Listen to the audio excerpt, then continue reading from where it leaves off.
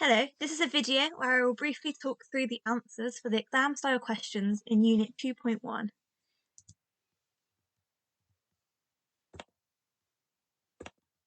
So the first question is, what is the electronic structure and charge of the oxide ion? So the electronic configuration, there's 2 electrons in the inner shell and 8 electrons in the outer shell. And as the ion has gained 2 extra electrons, which you can see by the circles in this picture, the charge becomes -2. So you complete and balance the symbol equation for the sodium and oxygen. So sodium and oxygen would react to form sodium oxide, which is Na2O. This would be balanced with the 2 in front of it to balance the equation. Which letter corresponds to the bonding in hydrogen chloride? So the answer is C. We want covalent bonding within this structure because the molecules will then gain no overall charge. Hydrogen only has 1 electron in its outer shell, so C is the correct answer. What is the structure of these 3 forms of carbon? So they are giant covalent structures. They're covalent bonding, so non-ionic, and the complexes shown are very complex, so they're not simple molecular. Complete the table by choosing the property which makes the different forms of carbon suitable for the uses shown. So diamond is very, very hard, which means it will not break, which makes it good for use in drill bits. With graphite, the layers are really soft and can slide over one another, which makes it good for pencils. And in fullerene, the tubes are hollow, which means drugs can be delivered within the tube, making them very good for drug delivery. Use the box below to complete the table. So this is all about smart materials. So it changes colour with changing temperature. We would have a thermometer, a thermochromic pigment. So that will change colour when the temperature changes within the thing. It can absorb up to 1,000 times its volume in water. This use could be nappies, and this would be a hydrogel. Link the use to the property. So we have nano-silver in dressings for cuts and burns. This would be an antibacterial property. And nano-titanium dioxide in sunscreen creams would be used to block harmful UV light from entering the skin. Complete this diagram. So there's the completed diagram, which hopefully you guys will have worked out.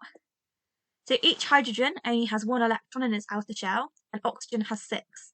In order for the shells to then be completed, they can form a bond where they share electrons, which is an example of covalent bonding.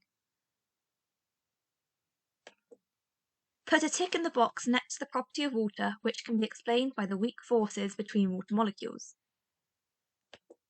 This property is low melting and boiling point. This is because the weak forces are easily broken, so not much energy is required to overcome them. The electronic configuration of oxygen is 2,6. Complete the diagram to show the bonding of the outer shells of electrons in oxygen. So this is the diagram that hopefully you guys would have worked out. So oxygen has 6 electrons in its outer shell, and in order for them both to contain 8, a covalent bond will form containing 2 electrons from each oxygen atom. Therefore, there will be 8 electrons for each oxygen atom overall. Describe the smart material used for glasses, lenses, and frames, and describe the unusual properties. So within the frames, you would have a shape memory alloy, which allows them to regain shape after bending. And with lenses, you would have a photochromic pigment, which could change colour with the change of the light intensity. Give the advantage of using nano-scale titanium dioxide particles rather than larger titanium dioxide particles to make sun cream. With small nanoscale particles, they are transparent as opposed to the larger molecules which appear as white or opaque. This would make them very useful in sunscreen because you cannot then see it when it's applied to the skin. Why are some people concerned about the use of nanoscale titanium oxide particles in sunscreen?